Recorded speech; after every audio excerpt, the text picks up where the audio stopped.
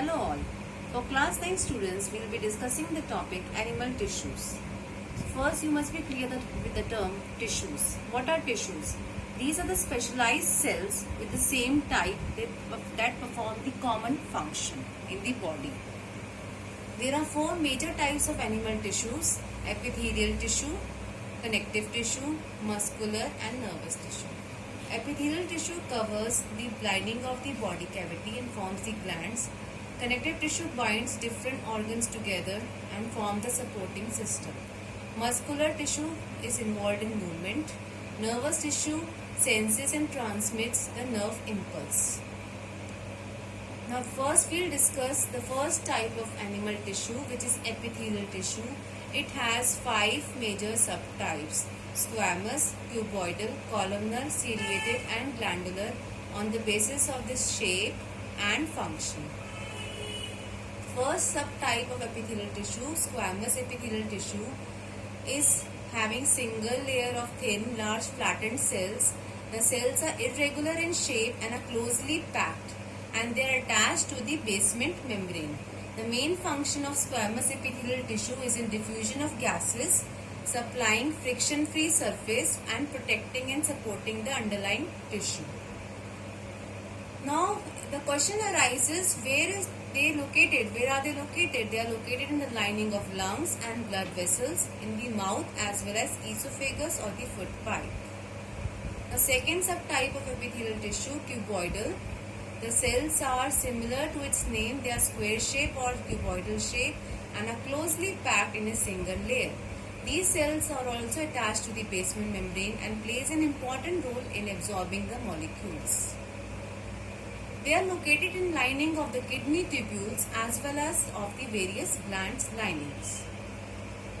The third subtype of epithelial tissue, columnar. These cells are tall, elongated, column shape. The nucleus is near the base of the cell and they are attached to the basement membrane. The main important function is to play an important role in absorption of nutrients and in protection of the underlying tissue. They are located in lining of small intestine, stomach and oviducts. These are columnar epithelial tissue, which are column-like tissue. Ciliated columnar epithelial tissue, the fourth subtype, comprises of columnar cells with cilia at the free edges. The main function is to sweep the impurities towards the throat and improves the movement of substance through the ducts. They are located in lining of trachea, nostrils, bronchi and sperm ducts. They are similar to the columnar epithelial tissue, except the difference is the cilia is present in these types. The last subtype of epithelial tissue are the glandular conval epithelial tissue. They consist of cuboidal and columnar epithelial cells.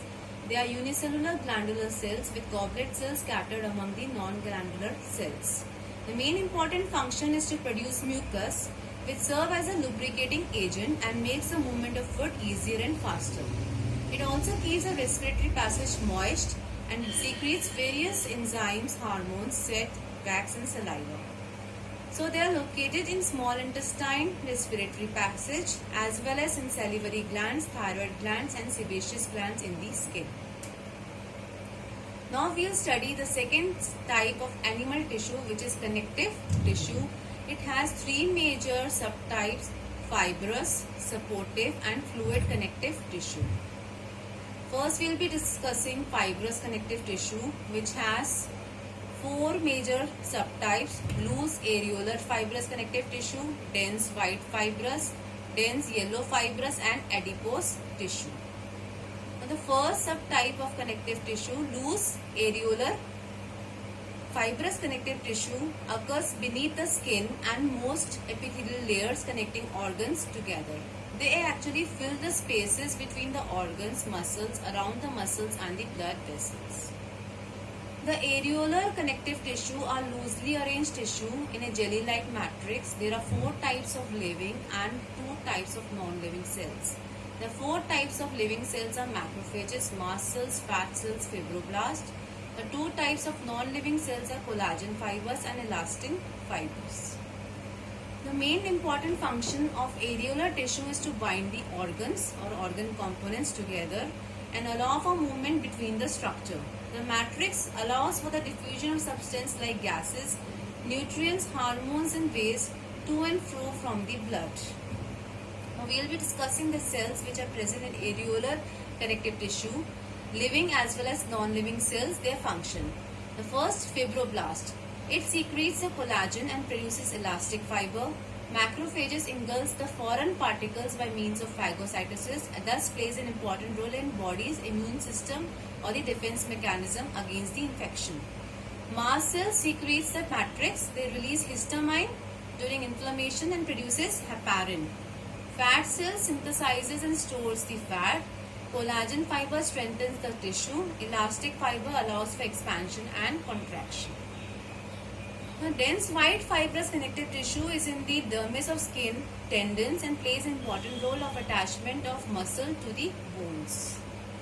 The dense white fibers consist mainly of white collagen, non-elastic fibers. The collagen fibers are non-elastic, densely packed, arranged in parallel bundles.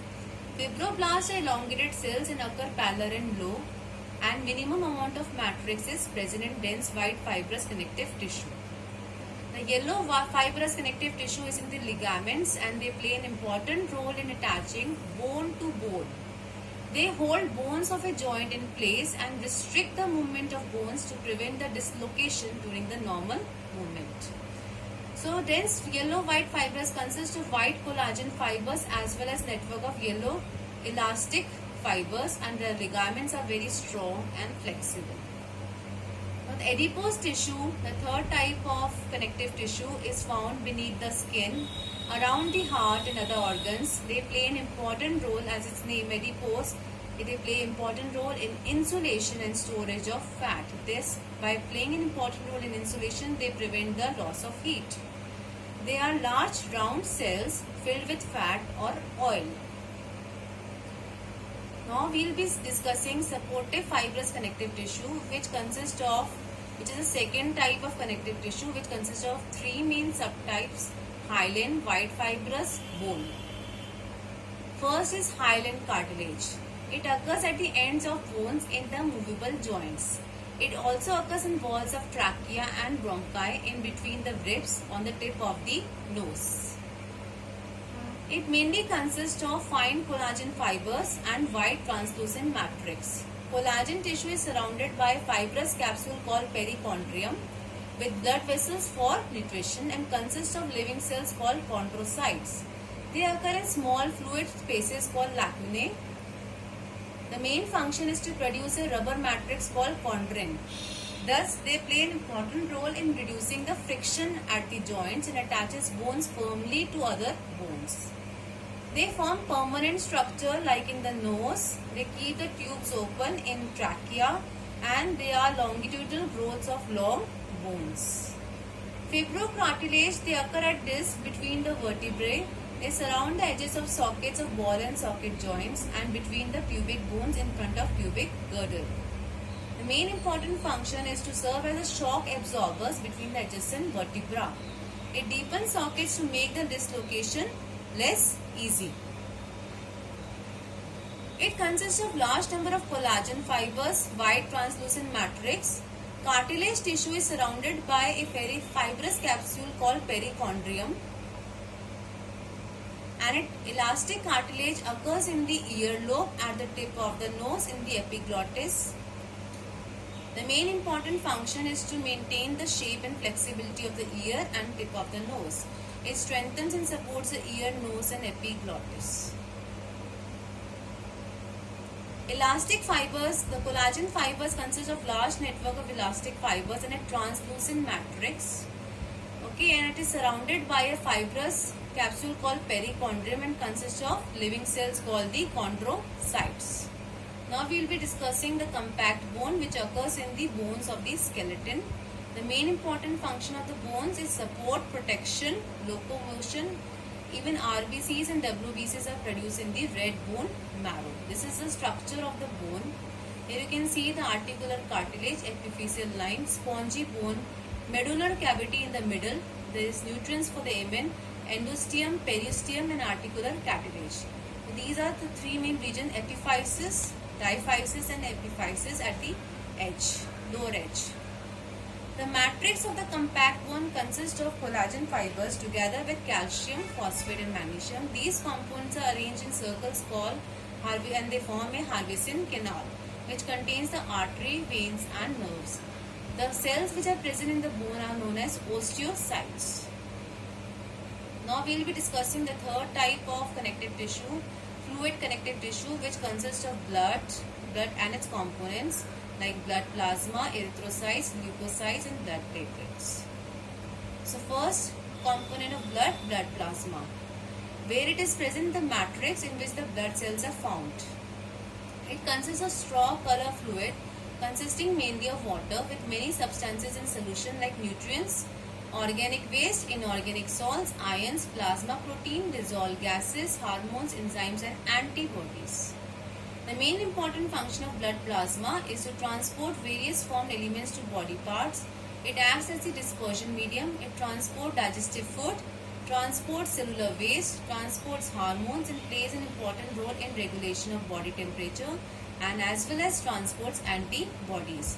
Nowadays, blood plasma therapy is being used for the treatment of COVID-19 patients because antibodies are present in blood plasma. The second type component of blood, erythrocytes or RBCs, they play an important role in transporting oxygen in the blood from lungs to all the living cells, as well as they transport carbon dioxide from body tissues to the lungs. They also play an important role in clotting of blood as well as regulating the pH of the body fluids. RBCs consist of small round biconcave disc. They are without a nucleus, devoid of nucleus, and the pigment present in RBCs is hemoglobin. Hemoglobin contains 4 units, each with the protein globin and a complex iron containing structure called heme. The iron forms a loose association with oxygen and in this way